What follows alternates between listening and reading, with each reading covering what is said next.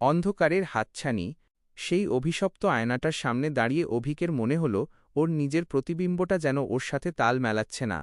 ও হাত নামিয়ে নিলেও আয়নার ভেতরকার অভিক তখনও অদ্ভুত এক হাসি নিয়ে তাকিয়ে আছে। ঘরের তাপমাত্রা মুহূর্তের মধ্যে হিমাঙ্কের নিচে নেমে গেল। হঠাৎ চারপাশ থেকে একটা ফিসফিসানি শব্দ ভেসে আসতে শুরু করল।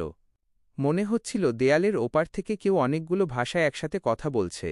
অভিক পিছু হটতে গিয়ে দেখল মেঝের ওপর রাখা সেই কালো মোমবাতিগুলো নিজে থেকেই জ্বলে উঠেছে, কিন্তু সেগুলোর শিখা আগুনের মতো লাল নয়, বরং গাঢ় বেগুনি।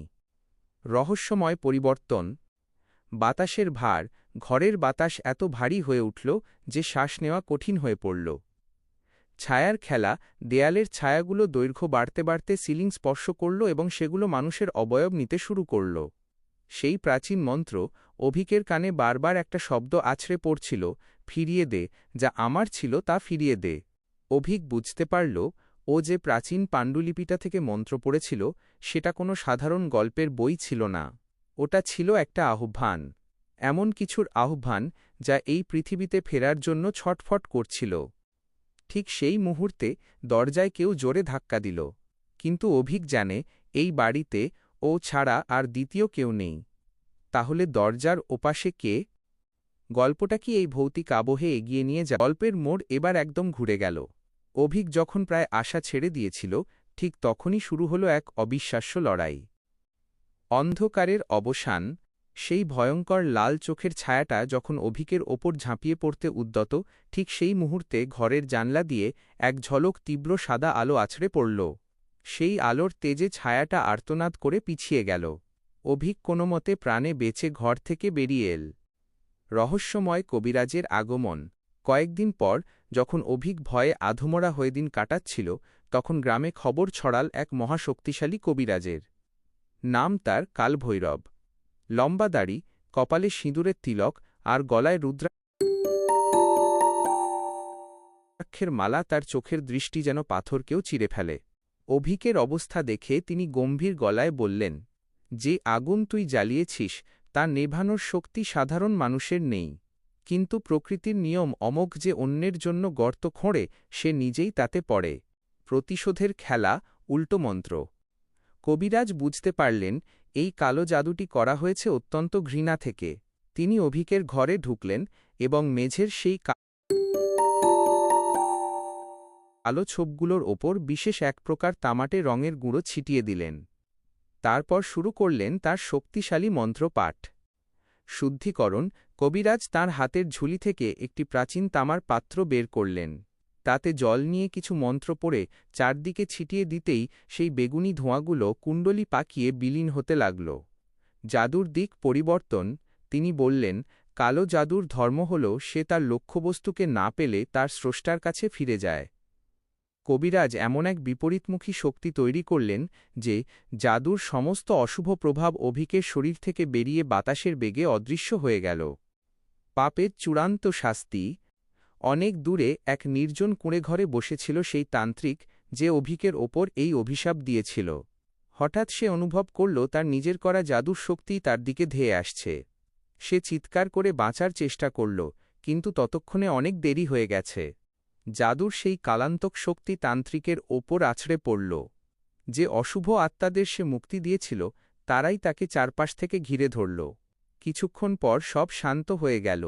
পরদিন সকালে গ্রামবাসীরা দেখতে পেল সেই তান্ত্রিকের নিথর দেহটি পড়ে আছে, মুখের ওপর সেই একই ভয়ার্ত ছাপ যা অভিকের চোখে দেখা গিয়েছিল।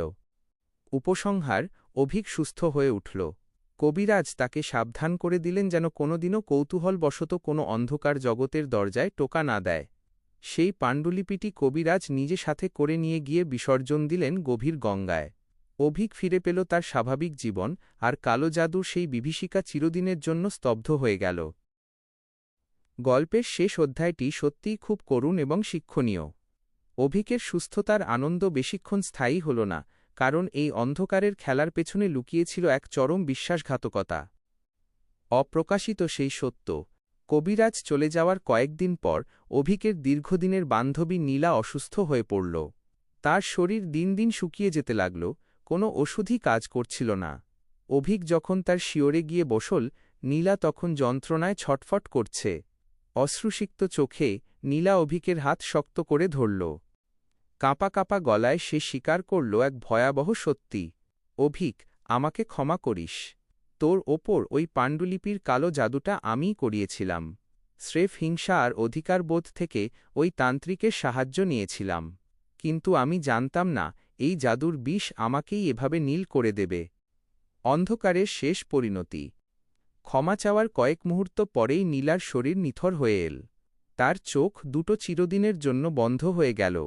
কোনো চিৎকার, কোনো অনুশোচনা আর তাকে ফিরিয়ে আনতে পারল না।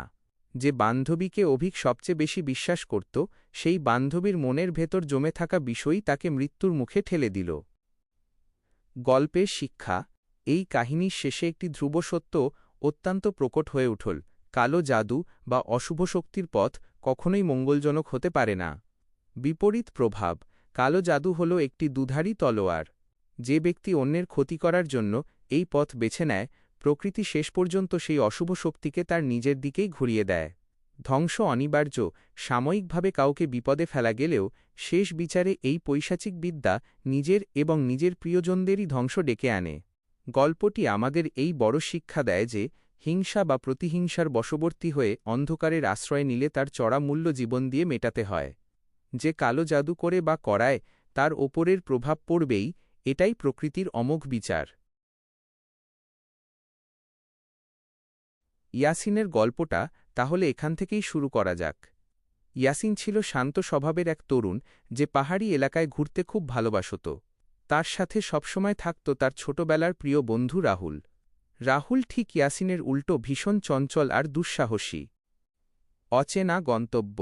এক শীতের বিকেলে ইয়াসিন আর রাহুল মিলে ঠিক করল তারা গ্রামের শেষ সীমানায় অবস্থিত সেই পুরনো পরিত্যক্ত জমিদার বাড়িতে যাবে। লোকমুখে শোনা যায় সেই বাড়ির এক গোপন ঘরে এখনও এমন কিছু জিনিস আছে যা কোনো মানুষের ছোঁয়া উচিত নয়। যাত্রার শুরু। যখন তারা রওনা দিল, আকাশটা অদ্ভুত কালচে রঙের হয়ে গেল। রাহুলের উৎসাহ। রাহুল বারবার ইয়াসিনকে বলছিল, ভয় পাস না ইয়াসিন, এগুলো সব মনের ভুল। ওখানে গিয়ে দেখবি কিছুই নেই। বাড়িটির রহস্য। বাড়িটার সামনে পৌঁছাতেই এক অদ্ভুত নিস্তব্ধতা তাদের ঘিরে ধরল। চারদিকে আগাছার জঙ্গল আর জানলার ভাঙা কাঁচগুলো দেখে মনে হচ্ছিল কোনো এক অশুভ শক্তি সেখান থেকে তাদের দেখছে। বড় সদর দরজাটা দিয়ে ভেতরে ঢুকতেই ইয়াসিনের বুকের ধকপকানি বেড়ে গেল। ধুলোমাখা মেঝের ওপর তারা দেখতে পেল মানুষের পায়ের ছাপ, কিন্তু ছাপগুলো সামনের দিকে না গিয়ে দেয়ালের দিকে গিয়ে হঠাৎ শেষ হয়ে গেছে। এরপর কি হল? রাহুল কি কোনো বিপদে পা বাড়াল, নাকি ইয়াসিন তাকে থামিয়ে দিতে পারল? ইয়াসিন আর রাহুলের এই অভিযানে এমন এক মোড় এল যা তাদের দুজনের জীবনকে চিরতরে বদলে দিল। পাঠকদের রোমাঞ্চ আর উত্তেজনা চরমে নিয়ে যেতে গল্পের পরের অংশটি সাজানো হল এভাবে। অন্ধকারে হারিয়ে যাওয়া বন্ধু। জমিদার বাড়ির ভেতরটা যেন একটা গোল ধাঁধা। রাহুল হঠাৎ একতলার একটি অন্ধকার ঘুপচি ঘরের দিকে ইশারা করে বলল, ইয়াসিন, দেখ ওখানে ওটা কি চকচক করছে। ইয়াসিন কিছু বলার আগেই রাহুল দৌড়ে সেই ঘরে ঢুকে গেল। সেকেন্ড খানেকের নিস্তব্ধতা, আর তারপর রাহুলের এক বুক ফাটানো চিৎকার।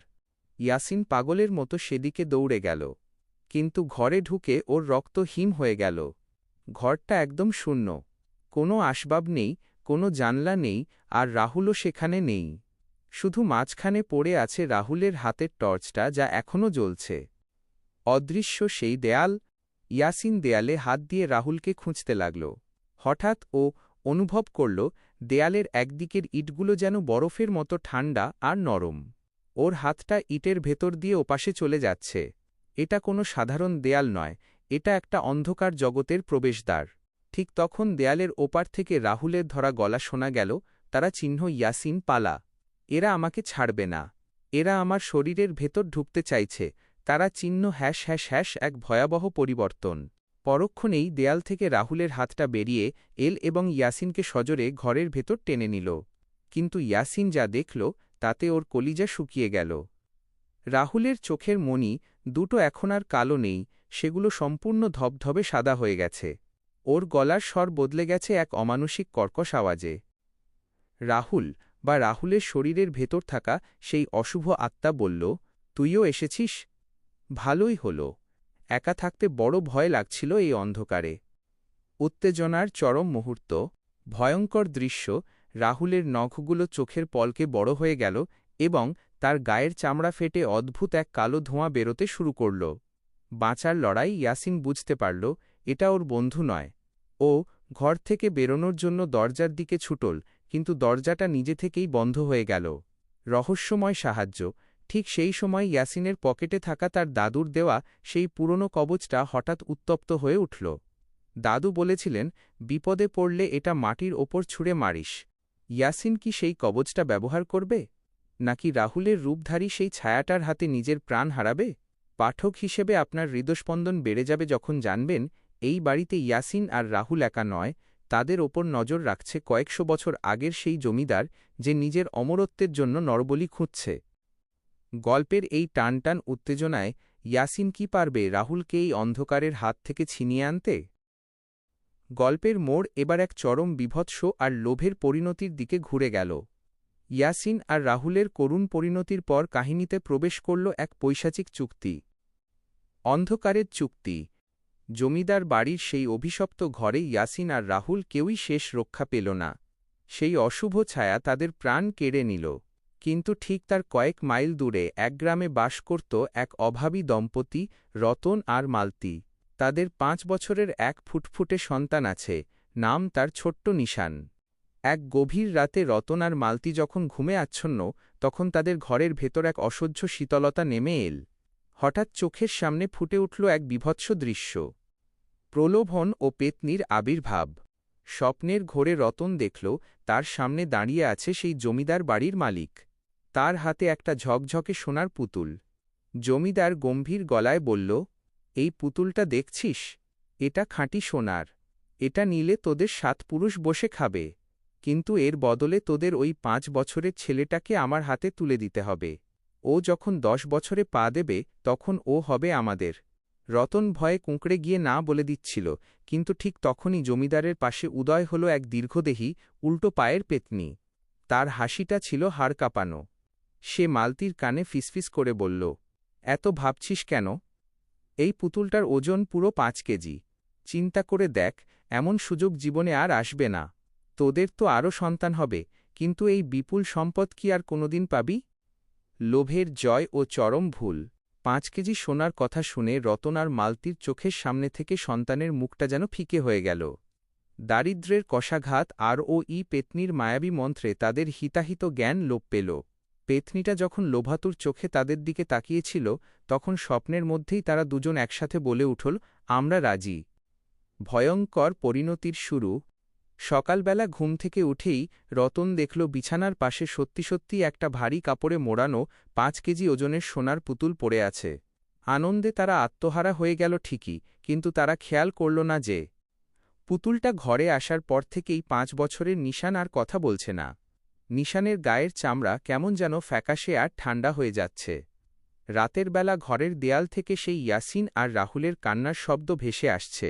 রতন আর মালতী বুঝতে পারল না যে তারা কেবল সোনা আনেনি, বরং নিজের সন্তানের প্রাণের বিনিময়ে বাড়ির ভেতরে এক চিরস্থায়ী অভিশাপকে ডেকে এনেছে।